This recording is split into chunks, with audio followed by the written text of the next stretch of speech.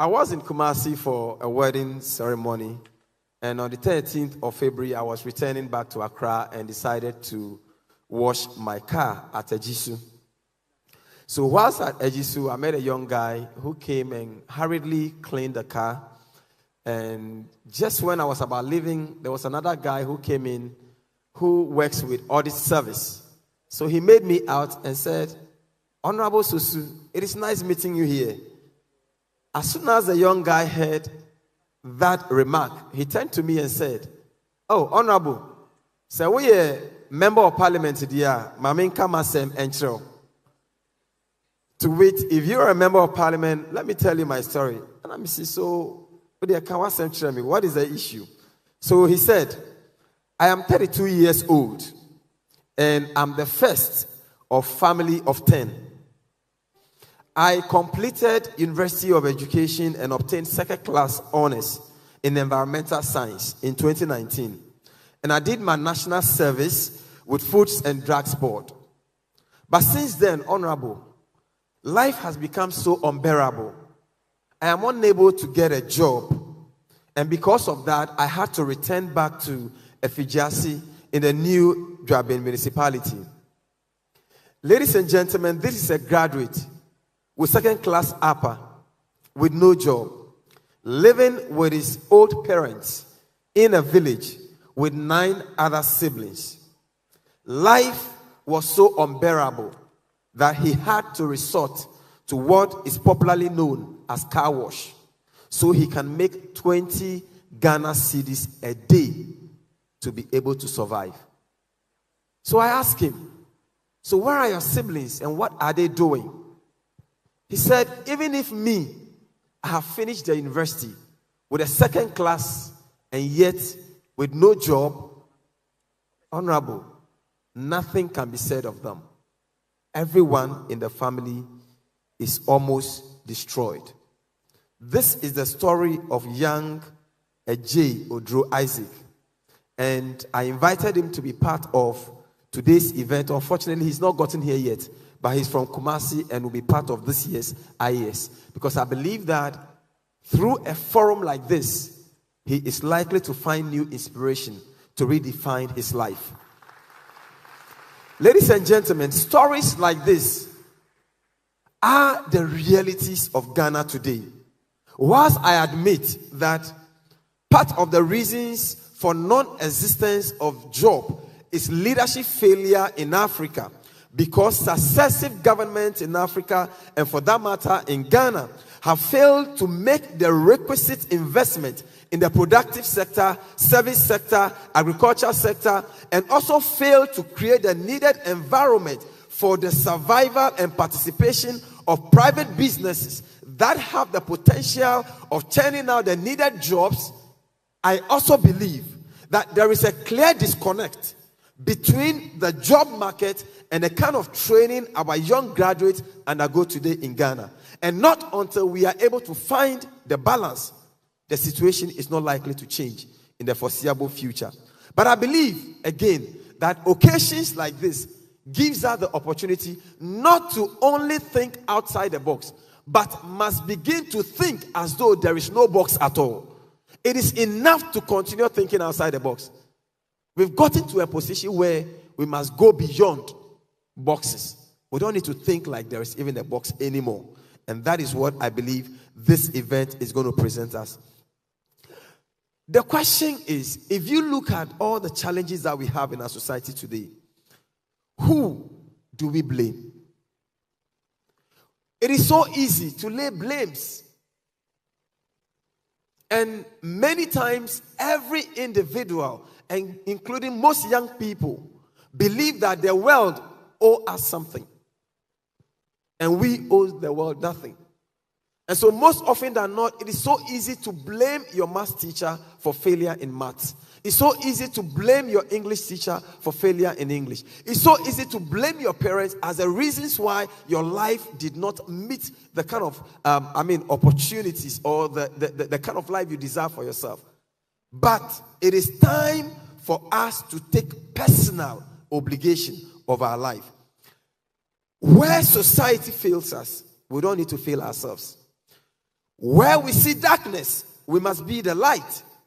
Where there is negativity, we must bring positive energy. Where there is despair, we must be a shining hope. It is against this background that I consider this year's theme as very apt and appropriate. The theme for this year's event is not only apt and appropriate, but also timely, considering the current challenges we face as a people. The devastating effect of COVID-19 pandemic has further exacerbated the twin challenges of unemployment and economic hardship, which has already been experienced by the youth in Ghana. Indeed, before COVID-19 pandemic, unemployment was on a high, inflation was on a rise, interest rates had entered double digits, and the economy was in a decline, resulting in high cost of living, leading to reduced standard of living. As we speak today, the 2021 population and housing census conducted by the Ghana Statistical Service shows that Ghana's population has increased from 24,658,823 in 2010 to 30,832,019 in 2021. With a current rate of unemployment being 13.4%. In nominal terms, this 13.9% represents 1.55 million people who are economically active and yet do not have jobs. The age categorization of this population shows that between the ages of 15 and 24 years, who are unemployed stands at 32.8%. Now, in nominal terms, we are saying that about 10.1 million young people in Ghana who are ready to work but do not have jobs. That is how bad our situation is as a people. This situation, according to our national security strategy document, makes the issue of youth unemployment a national security concern. This is because no nation can fully guarantee its continuous stability when majorities of its young people are living in hopelessness. That is the reason why the first solution is a mind shift. It is a mind shift. Are you ready to shift your mind? Oh no, I can't hear you. Are you ready to shift your mind? Are you ready to shift your mind? I believe that our leaders must shift their mind. Our leaders must do what? No, I can't hear you. I said our leaders must do what? Our teachers must do what? Public servants must do what? Lecturers must do what? Taxi drivers must do what? Lawyers must do what? Judges must do what? Police officers must do what? We need a mind shift as a people if anything is going to change in this country. For those of us in leadership, this means to break away from the regular way of doing things. I believe that all the issues we see as problems are also opportunities for us to do new things. For me personally, in Medina, I was inspired by this approach of mind shifting to use all the challenges that we have as an opportunity to start new ways of doing things. And I believe that that is the reason why a lot of people today can resort to the Medina story and see the number of things that have happened in Medina.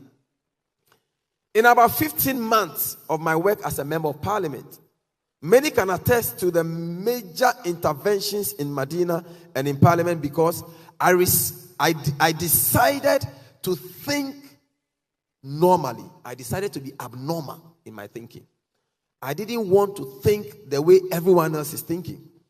And you must understand that anytime you decide to shift your mind, it comes with some very strong cost, difficulties, challenges. So you must be willing to develop a mind-shifting approach to solving your problem. Together with my governance structure, I set up in my office, I introduced what we call the Medina Job Center. Now, the Medina Job Center, we have the CEO of Medina Job Center in the house. Now, if you can give us a shout out, just give her a hi. Yes. Yes, Miss Blanche. They've done so well because in less than 1 year of the introduction of Medina Job Center, we have connected over 3,500 people to jobs in Medina. At the time, everyone is saying it is impossible. Now, the Medina Job Center created various models, such as the youth in fashion, youth in hairdressing, youth in mushroom farming, youth in website development, among many others.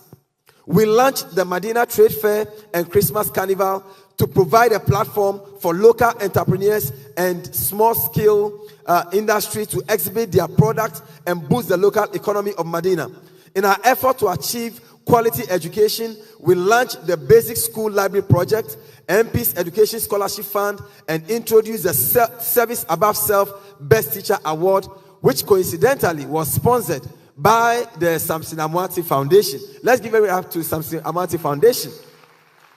Where in the history of Ghana, the best teacher of a constituency walks home with a car. It takes a mind-shifting approach to make these things happen. In health, I introduced a health project which reached out to several constituents and set up the health fund to support constituents with their health needs that are beyond their means. My biggest goal, and this is the biggest mind-shifting opportunity that I'm looking forward to, is to set up 1,000-bed capacity children's hospital in Damfa. Many would say, no, he's crazy. I mean, you are MP. Where will he get the money? It takes mind-shifting approach. Look, already we've been in touch with diplomatic community, philanthropists. The eminent chief of Damfa has already donated 10 acres land to build that 1,000-bed capacity hospital. So, the biggest challenge we have in our country, in our leadership, is our inability to think differently about situations. Ladies and gentlemen, over the weekend, I launched the Sosu Sports Development Project, which saw the attendance of the former Black Stars players and coaches in the bid to use sports as a tool for community development.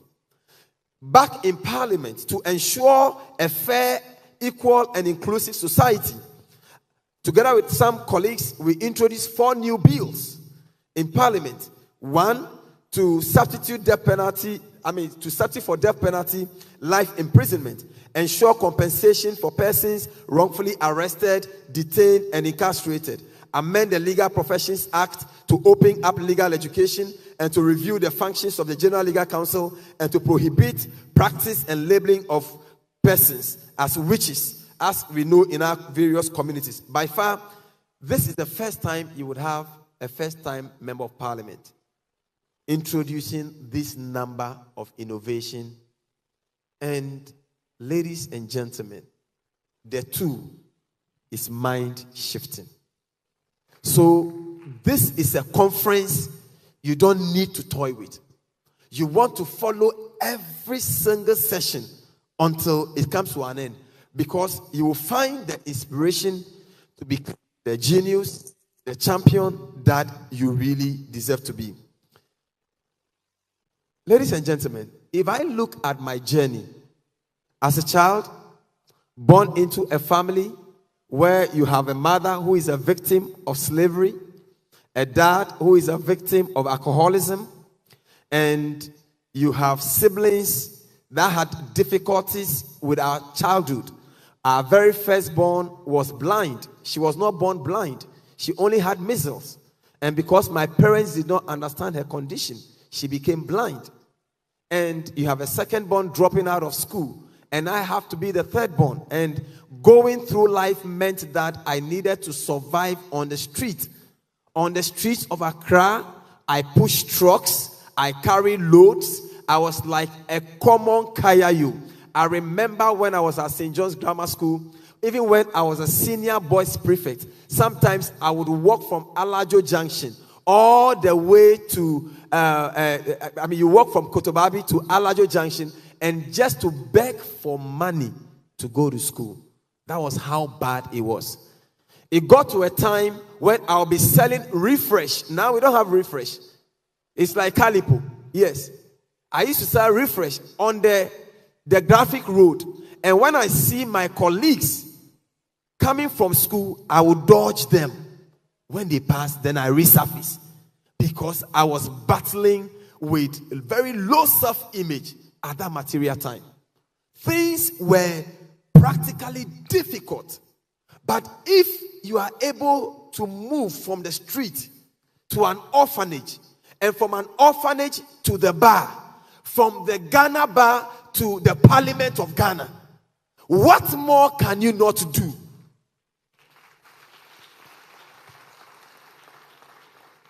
Ladies and gentlemen, so I look into the future believing that the only guarantee to break away from the past that may be holding you down is to shift your mind.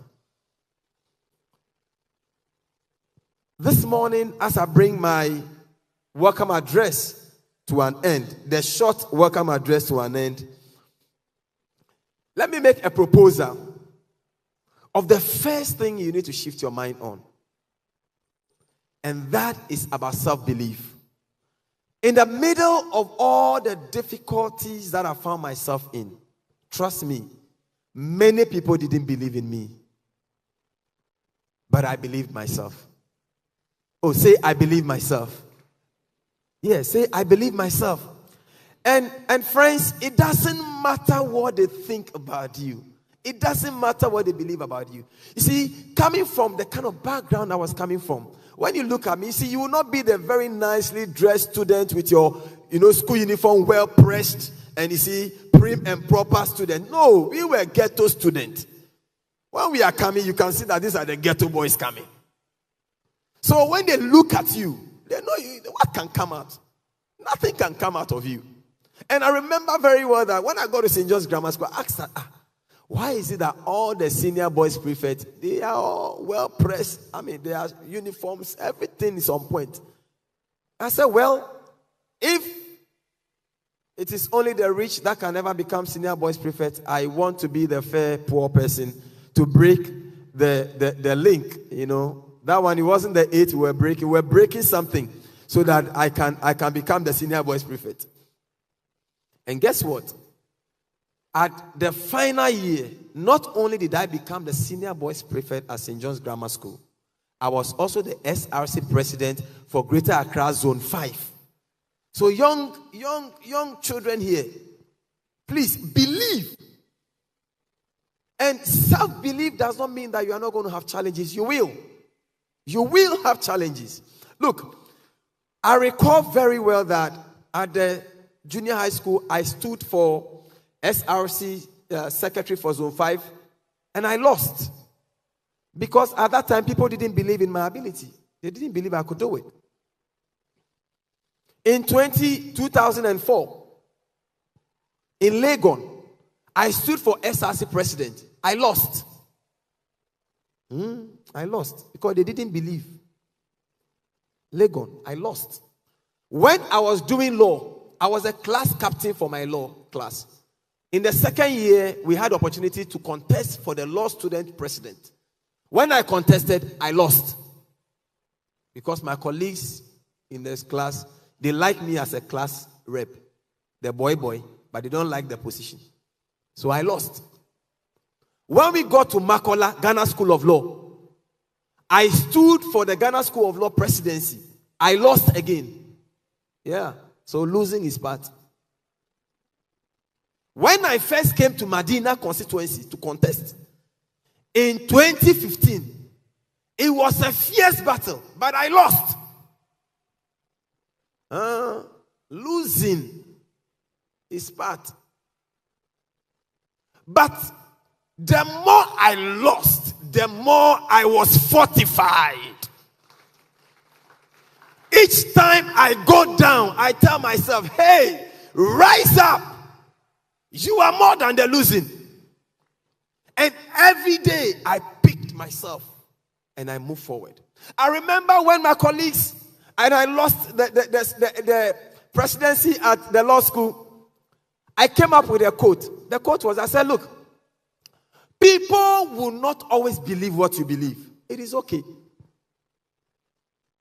But if you continue to believe what you believe, and you fight for what you believe, you stand for what you believe, you work for what you believe, someday they will believe what you believe. Someday. So never give up. Thank you for this platform. It is a great platform. Never give up. It doesn't matter what they are thinking. That is why someone said, if I can see it, then I can be. If I just believe it. Come on. There's nothing to it. I believe I can fly. I believe I can touch the sky. Man.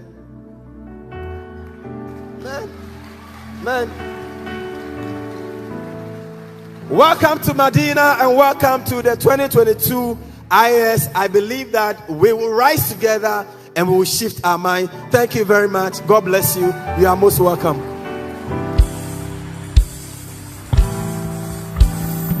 Okay.